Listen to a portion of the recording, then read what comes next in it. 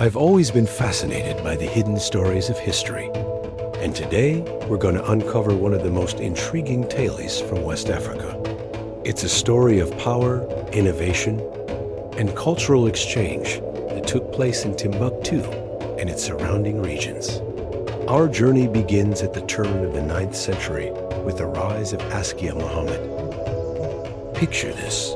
It's the end of the 9th century, and Askia Muhammad has just seized power. Just over 2 years in, he's already reshaping his kingdom. With a stroke of genius, he takes control of Diaga, bringing 500 skilled masons to his capital, Gao. But Askia Muhammad isn't stopping there. No, he has grander plans. Enter Amar Komatiago, Askia Muhammad's brother, and newly minted Kenfari, a title created just for him.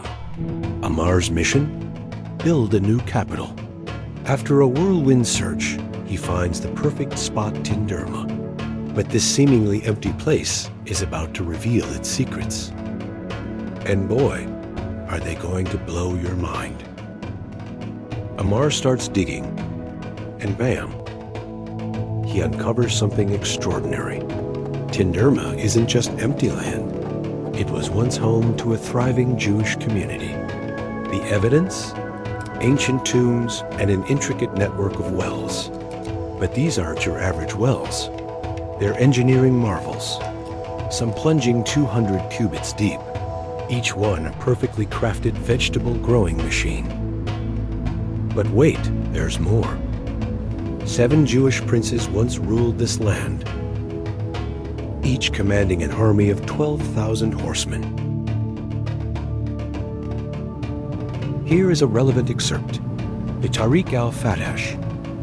At this time, 7 princes ruled over this town, who were descendants from Jewish kings, namely Jebrat ibn Hisham, Jul-Yemen ibn al-Hakim, Zairs ibn Salam, Ebdi al-Latif ibn Sulayman, Malik ibn Ayub, Fadl ibn Mizar, and Ghalib ibn Yusuf.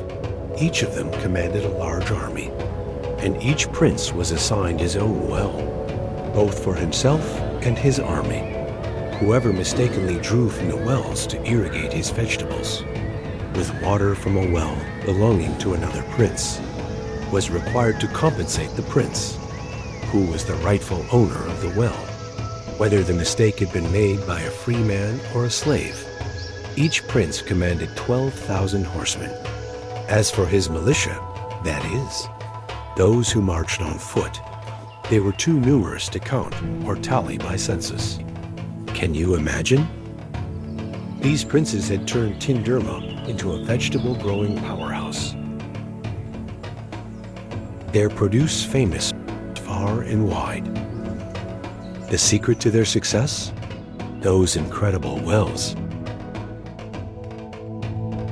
Each one a showcase of the ingenuity and prosperity of this lost Jewish kingdom. As Amar is building the new capital, he meets a lone inhabitant, a Sorca named Tindi. Tindi's tale adds another layer to Tindera's history, speaking of the last survivor of the Jewish community and hinting at even older origins. This blend of histories gives Tindera its name, a mashup of Tindi and his wife's names. Meanwhile, Askia Muhammad is gearing up for a journey that will cement his legacy. In 903, he sets off on a pilgrimage to Mecca. This isn't just a religious trip. It's a power move, a chance to bring new ideas and connections back to his growing empire. The Tariq al-Fattāsh, written in the 17th century, contains a few key references to Jewish kings or communities in West Africa, particularly in the Gao region, which was a major center of trade and influence in the Songhai Empire. Here is a relevant excerpt.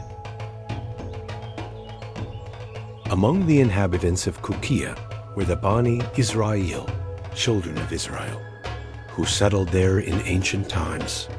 They had a king named Zua al-Yaman, who was the first to introduce the religion of the Jews to this region. This passage suggests that a Jewish community led by King Zua al-Yaman, played a role in the early history of the region. Kukia, identified as one of the early capitals of the Songhai people, was a vital city before the rise of Gao as the dominant power. The Tariq al-Fattāsh also makes brief mentions of Jewish settlers in the area and primarily focused on oral traditions.